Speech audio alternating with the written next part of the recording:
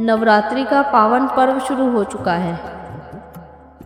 आज हम सब मिलकर कितने प्यार से, श्रद्धा से, भावना से शक्तियों का आह्वान कर रहे हैं, जिनको हम शिव शक्ति कहते हैं। उन्हें हम माँ भी कहते हैं। उनको हम अस्त्र शस्त्रों के साथ दिखाते हैं और उनके ही चरणों में असुर भी दिखाते हैं। यह सब बातें हमें क्या सिखलाती हैं?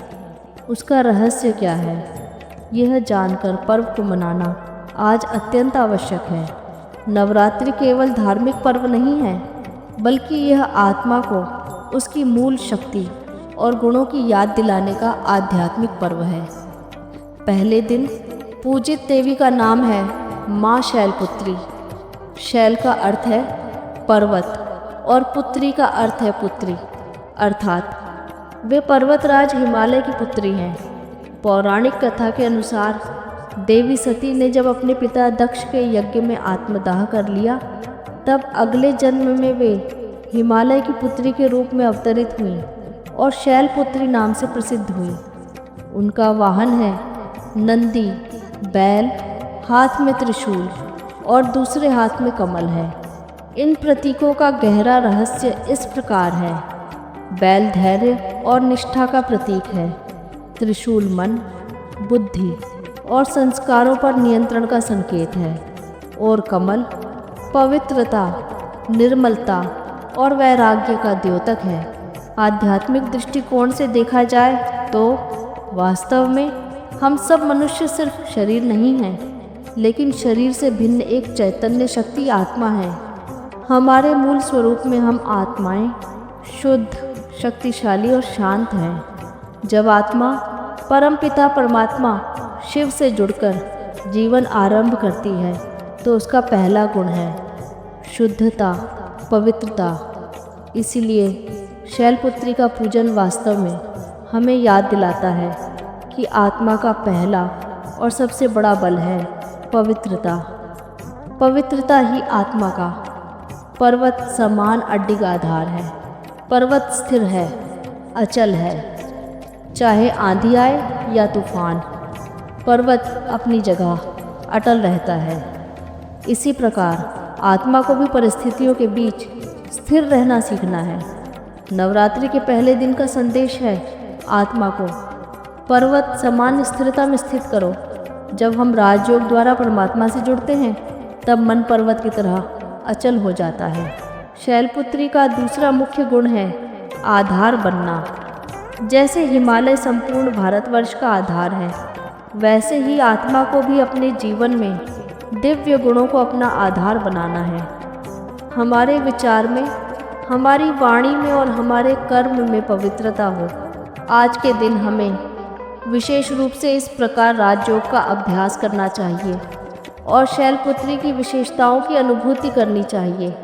दृढ़ता से संकल्प करें, मैं एक चैतन्य शक्ति आत्मा हूँ। मेरा स्वरूप अति सूक्ष्म ज्योति बिंदु है। यह शरीर मेरे लिए वाहन मात्र है। मूलभूत रूप से मैं एक शुद्ध और पवित्र आत्मा हूँ। मैं शिव शक्ति हूँ। जब मैं परमात्मा शिव का स्मरण करती हूँ, तो अनेक शक्तियों से भरपूर हो जाती हूँ।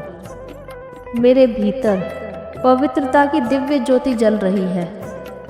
मेरे हर विचार, हर वाणी और हर कर्म में पवित्रता झलकती है।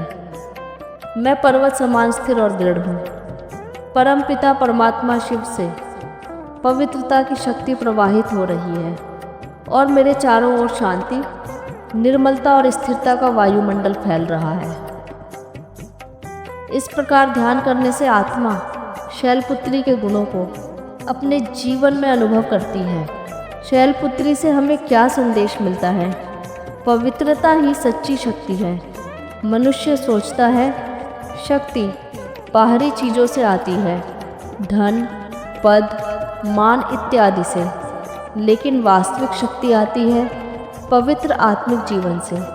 स्थिरता ही सच्चा वैराग्य है। परिस्थितियाँ चाहे कैसी भी हों, आत्मा को स्थिर और संयमित रहना है। शुद्ध संकल्पों से नया वातावरण रचना है। हमारी सोच ही हमारा भविष्य बनाती है। यदि विचार शुद्ध है, तो जीवन भी शुद्ध और सफल होगा। विचारों में शुद्धता नकारात्मक सोच को समर्थ में बदल देगी। कटुता और आलोचना छोड़कर हम मधुर वाणी बोले। लोभ, क्रोध, ईर्ष्या से दूर रहकर सेवा भाव से कर्म करें। जब हम इस अभ्यास को जीवन में लाते हैं तो वास्तव में हम देवी शैलपुत्री की सच्ची आराधना करते हैं। नवरात्रि का पहला दिन हमें याद दिलाता है कि हमारी आध्यात्मिक यात्रा का प्रारंभ शुद्धता से होता है। माँ शैलपुत्री वास्तव में आत्मा की उस अवस्था का प्रतीक है जब आत्मा पर्वत समान स्थिर और पवित्र होती है। जीवन में शुद्धता आती है तो अपने आप ही सभी देवी गुण जागृत हो जाते हैं। इस प्रकार शैलपुत्री की आराधना हमें वो प्रेरणा देती है कि हम पवित्रता को अपने जीवन का आधार बनाएं।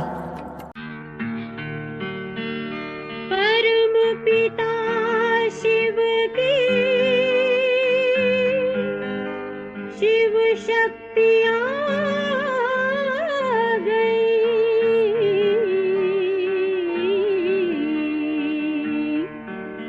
शिव शक्तियाँ आ गई। धरती पे शिव शक्तियाँ आ गई। धरती पे शिव शक्तियाँ आ गई। घर घर में होती है जिनकी पूजा। घर घर में होती है जिनकी पूजा। चेतन में वो देवियाँ आ गई। चेतन में वो देवियाँ आ गई। शिव शक्तियाँ आ गई। धरती पे शिव शक्तियाँ आ गई। ओम शांति।